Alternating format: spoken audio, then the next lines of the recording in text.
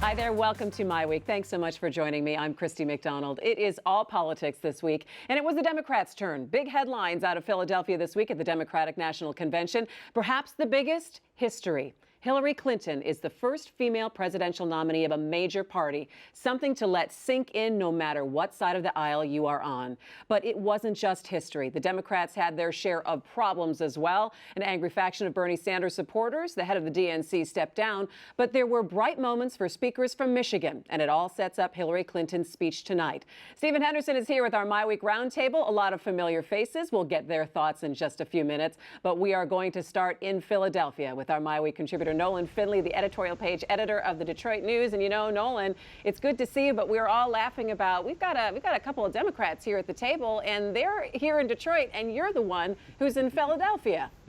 Hey, I'm always on duty. Wherever I'm needed, I'm there. So how are you all doing today? All right, we're doing well. It's good to see you. But, you know, I'm going to start off with the same question that I started off with last week when you were in Cleveland with the Republicans. Give us a sense of what the tone and the mood has been this week with the Democrats in Philadelphia. You know, I'd sum up the biggest difference between the two conventions as this. Here, the party establishment is in charge. So it's better organized. You have a much stronger lineup of speakers. All of the establishments here, all of the funders are here. The party has control of this convention and this process. In Cleveland, the usurpers were in charge. And so a lot of the establishment weren't there. I mean, the Bushes didn't come, Romney didn't come, the Koch brothers didn't come.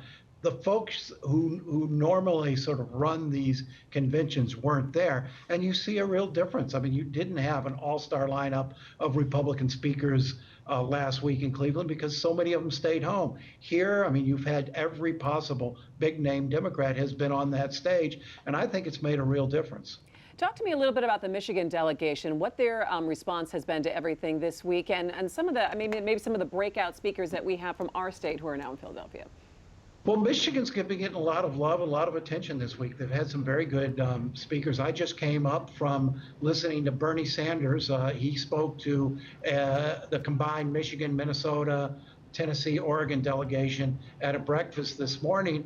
And, you know, that's been the theme at the Michigan breakfast all week long. You know, Michigan went for Bernie. He's got a lot of Bernie delegates, and they're very sort of passionate Bernie delegates, as if there's any other kind. And, you know, it's been all about kissing Bernie Fanny this week. You know, they're trying to keep these people happy, keep them in the fold, keep them from, you know, walking off the dock. And that sort of has been, I think, the overarching theme all week long, is making sure these Bernie supporters and others who aren't quite happy with Hillary Clinton, making sure they remain Democratic voters in November. So if that's the aim, do you think that they've achieved that goal? Because obviously you look at both of these conventions, and the goal at the end of the week is to make sure that everybody's on the same page and happy and ready to go forward. Do you think that they've achieved that here, the Democrats? I'm not sure it's possible to achieve that with the Bernie supporters. We are now on 4 days of driving home that same message, and you still have these folks clinging to the idea that there's somehow Bernie's going to rise again. I was on a bus with Bernie supporters the other day. They're all wearing the Robin Hood hats, and they were very earnestly trying to convince me that if they could just turn the superdelegates to Bernie, they could still win this by the end of the convention. So I really don't know how possible it's going to be to get all of them on board. I think, you know, a good number of them probably will remain with the party and get over it and vote for Clinton in November. But a good chunk of these folks are never going to be soothed. And I think that's why speaker after speaker after speaker this week spoke directly to the Bernie delegates. I want to talk a little bit about Michigan's support for Hillary Clinton, and a lot has been made of unions and how it's just classic support for the Democratic Party. But there has been some talk that you're going to get some union members who are going to defect over to Donald Trump. What have you been hearing this week, especially looking at Michigan? And that's been the other target group. Dennis Williams from the UAW spoke this week. Speakers all week long to the Michigan delegation have been trying to make the case that Trump is bad for union workers, bad for blue collar jobs and what have you. But they clearly understand that when you look at the Trump demographic, white, male, non-college educated, working in blue collar jobs, that's a lot of union members. And a lot of union members are being sort of swayed by the Trump persona, the Trump message. And the union leaders here will tell you that they are very concerned about making sure they keep those traditional Democratic voters in the party. Last time out, I think Barack Obama got 55, 56% of those male union voters, and it's important for them to keep those folks here. And also the theme that has been going through is making sure that people start to learn to trust Hillary Clinton more. And through this entire convention, and speaker after speaker have been talking about that and how you can rely on her and depend on her. What does she need to say on her Thursday night speech?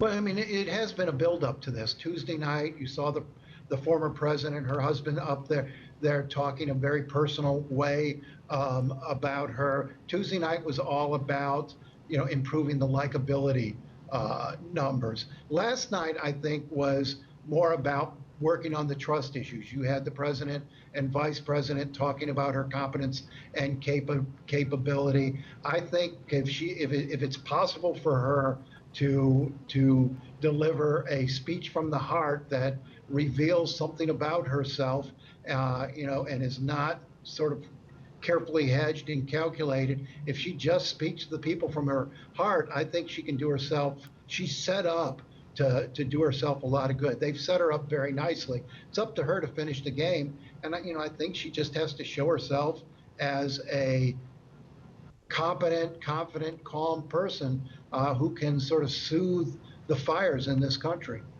All right, Nolan Finley from Philadelphia. Nolan, I think you've earned yourself a couple of days off and at least a Philly cheesesteak. I mean, I got to tell you, those Philly cheesesteaks, aren't all they're cracked up to be. I'll take a Coney dog any day of the week. all right, that's what we like to hear. All right, Coney we'll see you. special with fries. We'll see you next week back here at MiWeek. Take care of yourself. All right, safe trip home. We'll see you. Thanks.